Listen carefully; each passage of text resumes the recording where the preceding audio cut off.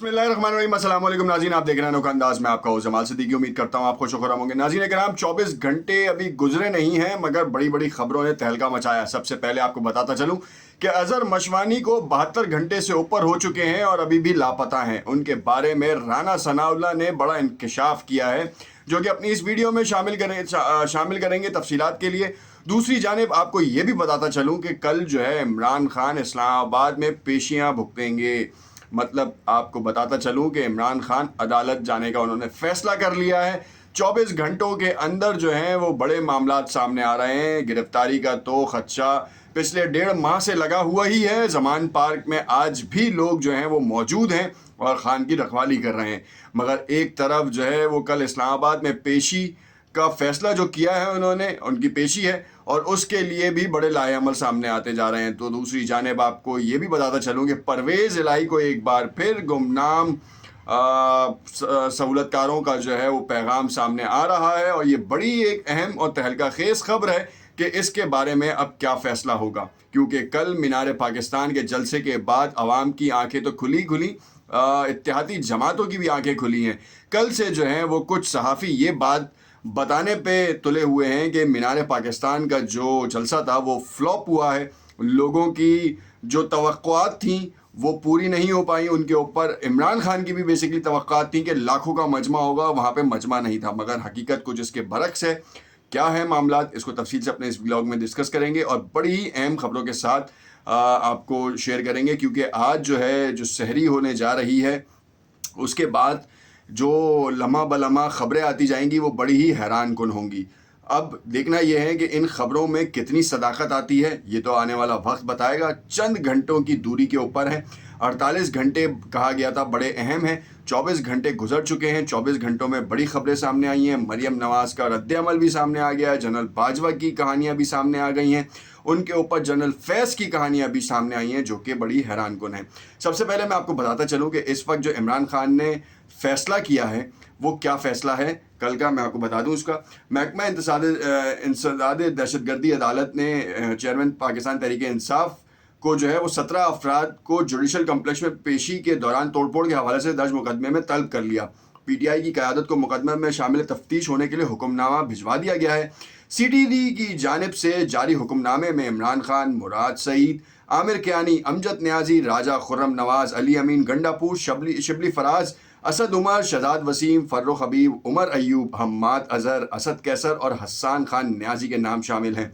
अब इसके अलावा इमरान खान के chief security officer CSO colonel retired Asim को भी तलब किया गया। इन तमाम अफराद को थाना CTD में दर्ज मुकदमे में बुलाया गया है, जबकि थाना गोलड़ा में दर्ज मुकदमा में इमरान खान को बुलाया गया। असद उमर, अली नवाज, आमिर मुगल, जमशेद खान को भी इस मुकदमे में बुलाया गया। इमरान खान और दीगर के खिलाफ थाना CTD में 18 मार्च को मुकदमा दर्ज हुआ था। हुक्मनामे में कहा गया कि तमाम अफराद शामिल तफ्तीश होकर अपना मौक़िफ़ पेश करें, बसूरत दीगर कानूनी कार्रवाई अमल में लाई जाएगी। ये कहानी तो सामने आ गई। राना सनाउल्लाह ने अब से कुछ देर पहले एक TV चैनल को इंटरव्यू में कहा कि अजहर मशवानी जो हैं वो इमरान खान के पास ही हैं।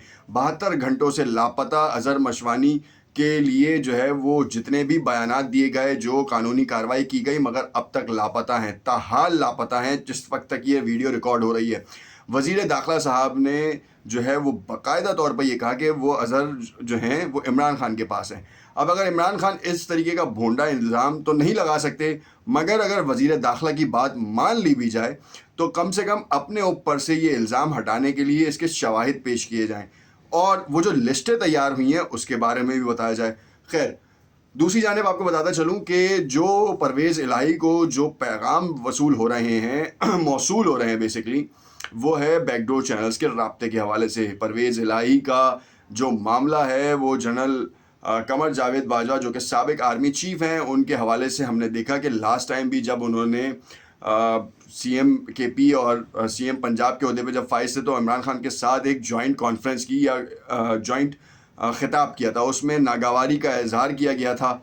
और उसके बाद जो है वो जब पंजाब की हुकूमत तहलील करने की बात आई तो उन्होंने इमरान खान को कहा कि कमर जावेद बाजवा से जो हैं वो मरासिम बड़े पुराने हैं, एहसानमंद हैं, तो उनसे बिगाड़नी नहीं चाहिए। मगर हुआ क्या, ट्विस्ट ये हुआ कि CM पंजाब ने जो है वो इमरान खान की बात पे عمل کیا، اسمبلی تحلیل کر دی گئی، عمران خان نے ان کو اپنی پارٹی میں صدر کی حیثیت دی اور اب ان کا ایک بڑا لیول ہے۔ اچھا، اسٹیبلشمنٹ سے بڑی قربت رکھنے والے پرویز الہی کو دوبارہ یہ پیغام موصول ہوا ہے کہ مشاورت ہو سکتی ہے، کام ہو سکتا ہے، اور یہی بات جو ہے وہ اب لوگوں کو کھل رہی ہے، اور اسی کھلتے ہوئے اب جو ہے وہ معاملہ کسی اور رخ پہ جا رہا ہے۔ وہ معاملہ کس رخ پہ ہے؟ وہ یہ اس رخ پہ ہے کہ اب معاملات حل ہونے کے لیے بیک ڈور چینل کا سہارا لیا جا رہا ہے۔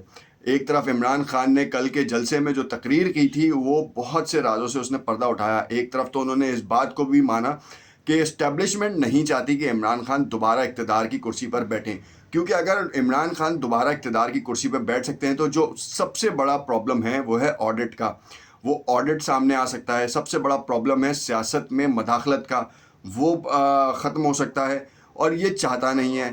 یہ تاثر یہ دیا جا رہا ہے کہ اسٹیبلشمنٹ کبھی بھی اپنی اجارہ داری کو ختم کرنے کے لیے کوئی کام نہیں کرنے دے گا، اور جو کہ یہ لمحہ فکریہ ہے ان سب کے لیے جو کہ ماضی میں بھی جو ہے وہ اسٹیبلشمنٹ کے کردار کے اوپر جو ہے وہ بیانات دیتے رہے، اور اب جو ہے وہ بیانات دینے کے بجائے جو ہے ان سے بغض اختیار کر رہے ہیں۔ اور اس کی اصل وجوہات کیا ہیں یہ بھی آپ کو ہم بتاتے ہیں۔ ابھی جو کہانی ہے وہ یہ ہے کہ ان تمام معاملات کے بعد مریم نواز صاحبہ نے جو ہے وہ اپنا بیان دینا ضروری سمجھا، اور وہ بیان کیوں دیا گیا؟ انہوں نے بیان دیا کہ دیکھیں جی، باجوہ صاحب نے تو تمام چیزوں کے بارے میں باتیں کھول دی ہیں۔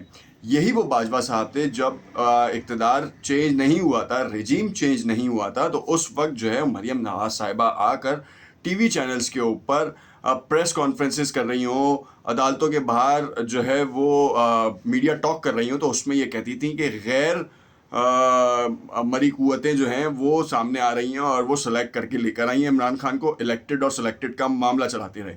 اب جب یہ تمام چیزیں ختم ہو رہی ہیں، الیکٹڈ اور سلیکٹڈ نے ہی اسٹیبلشمنٹ کو ایک سائڈ پہ رکھ دیا ہے، تو اب ان کا ساتھ دینے کے بجائے ان سے بدلہ لیا جا رہا ہے۔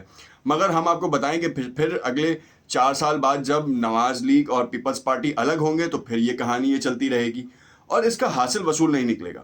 اسٹیبلشمنٹ کو کھیل میں پھنسانا اس وقت بہت زیادہ جو ہے نا وہ چل گیا ہے۔ ہر کوئی اپنے اپنے پاٹ میں جو ہے وہ اسٹیبلشمنٹ کا نعرہ تو لگا رہا ہے، مگر اس کا سولوشن کوئی نہیں دے رہا۔ اسٹیبلشمنٹ کو بدنام تو کر رہا ہے، مگر اس کو کوئی یہ طریقہ نہیں بتا رہا کہ یہ کیسے جو ہے نا فلفل ہوگا۔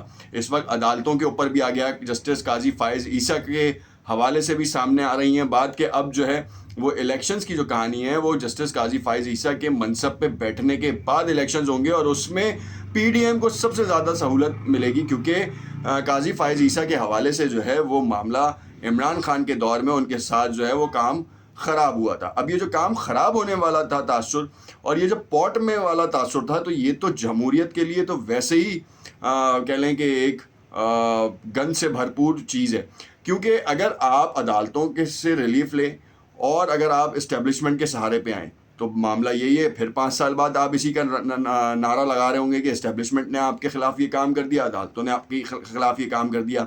آئین سے منحرف ہونے کے بعد آپ نے جو یہ کام کیا ہے، جو شکیں لگائی ہیں، تو اب آپ کو مستقبل میں ان تمام چیزوں کو بیئر کرنا پڑے گا۔ اب یہ تاثر اور یہ سمجھ نہیں آ پا رہی کسی کو بھی۔ عمران خان نے تو ایک پورا کلیئر سٹانس دے دیا، اب چاہے اس وقت کی جتنی بھی اتحادی جماعتیں ہیں ان کو بھی یہ بات سمجھ نہیں آ رہی کہ ہمیں کس پاٹ پہ بیٹھ کے اور کون سی سیاست کو لے کے آنا ہے۔ معاشی حل کسی کے پاس بھی نہیں ہے۔ معاشی حل صرف ایک ہے کہ ہم اپنے اوورسیز پاکستانیوں کو راضی کریں کہ وہ ریمیٹنسز کی مد میں ہمیں پیسہ زیادہ سے زیادہ منتقل کریں۔ اس کے علاوہ اور کوئی پلان نہیں ہے۔ آئی ایم ایف کے پاس آپ جائیں گے بھی، جون تک آپ کو $2.5 ارب ملیں گے۔ اس $2.5 ارب کا مطلب یہ کہ 8,000 ارب روپے، ان 8,000 ارب روپوں میں آپ کا کچھ نہیں ہونے والا، کیونکہ آپ کو $7 ارب تو واپس کرنے۔ تو آپ کیسے کریں گے؟ ڈیفالٹ کا خطرہ پھر آپ کے سر پہ منڈلا رہا ہے، آپ اس ڈیفالٹ کے خطرے سے نپٹ ہی نہیں سکتے۔ تو کم سے کم آپ اپنے جو انویسٹرز ہیں، بیسیکلی ریمیٹنسز جو ہیں وہ انویسٹمنٹ ہے آپ کے لیے، ان کو آپ ان سے جو ہے وہ معاملات کو بہتر کر سکتے ہیں۔ یہ جو اوورسیز پاکستانیوں کا آپ نے جو حق چھینا ہے، کم سے کم آپ کو وہ دینا پڑے گا، اس کے بعد شاید اپنی سیاست میں جگہ بنا پائیں، ورنہ اس وقت جو تاثر مل رہا ہے وہ تو انتہائی خطرناک ہے۔ کیا واقعی وہ صحیح ہو پائے گا؟ اسٹیبلشمنٹ کے کردار کے اوپر اتنے ابہام ہیں کہ اب تک وہ کلیئرنس آ نہیں رہی۔ نیکسٹ ویڈیو میں دیکھیے گا، میں آپ کو بتاؤں گا کہ اس وقت عمران خان کا جو اجلاس ہو رہا ہے وہ کہانی کیا ہے، کیسے چل رہی ہے، اور اس کے حوالے سے کیا ترتیب دی جا رہی ہیں چیزیں. دیکھتے رہیے گھنوں کا انداز. شکریہ.